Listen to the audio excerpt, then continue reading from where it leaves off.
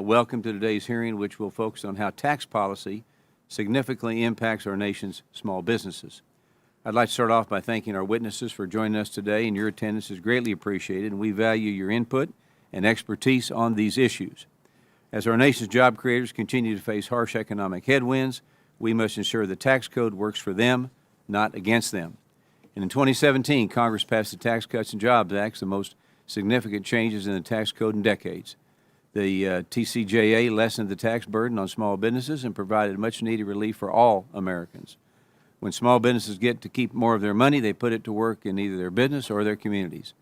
I believe that the cuts fundamentally provide how cutting taxes is good for small businesses, good for all Americans, and good for our economy. You don't have to just take my word for it, though. The year following the tax law's enactment, businesses' revenue went up and generated the highest single-year increase in government revenue since 1977. This bill also helped families. In the 2 years following the TCJA's enactment, the median household income increased by $5,000.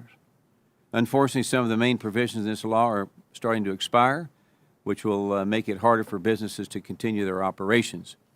The House of Representatives acted in January and passed a bipartisan bill to extend some of these key provisions affecting the small business community, but unfortunately this bill is still waiting for Senate action. I hope the stories from our witnesses here today will help spark action by impressing that bill's benefits and the time-sensitive nature of these tax policies.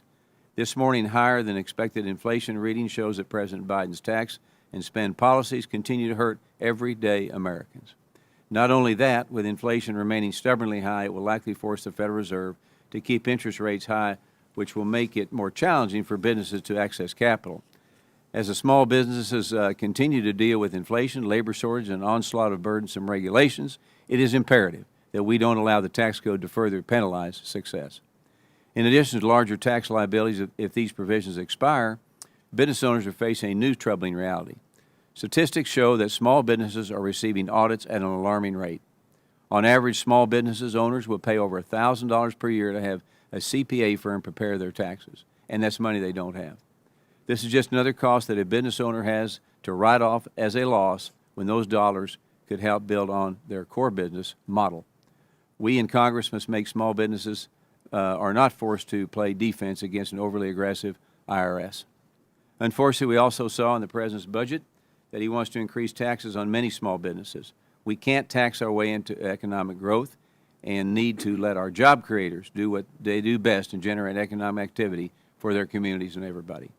I'd like to once again thank our witnesses for being here with us today. I'm very much looking forward to our conversation. And with that, I want to yield to our distinguished ranking member from New York, Ms. Velasquez.